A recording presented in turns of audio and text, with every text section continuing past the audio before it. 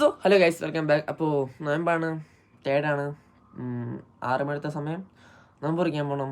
So ഞങ്ങൾ ഇടയത്തരം മുതലുള്ള പോയി കണ്ടിട്ട് വാ.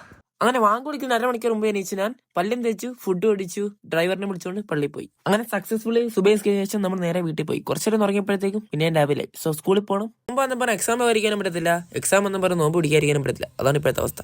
ദെൻ നമ്മൾ വീട്ടിൽ വന്നു, ഡ്രസ്സും മാറി പള്ളിയിൽ പോയി നിസ്കരിച്ചു. സോ നമ്മൾ നിസ്കരിച്ചിറങ്ങിയപ്പോഴത്തേക്കും വൈകുന്നേരമായി. സോ നമുക്കിപ്പോൾ ഇനി വീട്ടിൽ പോയി ഇരിക്കാൻ പറ്റത്തില്ല, അത് ശീലമില്ല. സോ നമ്മൾ കൂട്ടാനെ വണ്ടി എടുത്ത് നാടകം ചുറ്റിക്കറങ്ങി തിരിച്ച് വീട്ടിൽ പോയിരുന്നു. അപ്പോൾ നമുക്ക് പള്ളി പോകണം, അങ്ങോട്ട് പോവാം.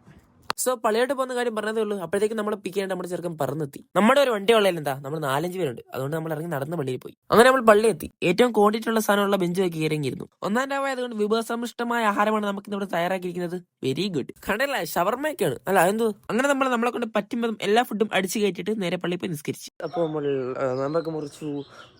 പറയുകയാണെങ്കിൽ നല്ല ക്ഷീണമായിരുന്നു ഇന്ന്. ബട്ട് ഫസ്റ്റ് ഗ്ലാസ് വെള്ളം കുടിച്ചപ്പോൾ തന്നെ ആസ് യൂഷ്വൽ വയറ് ഫുഡ് നിറഞ്ഞു.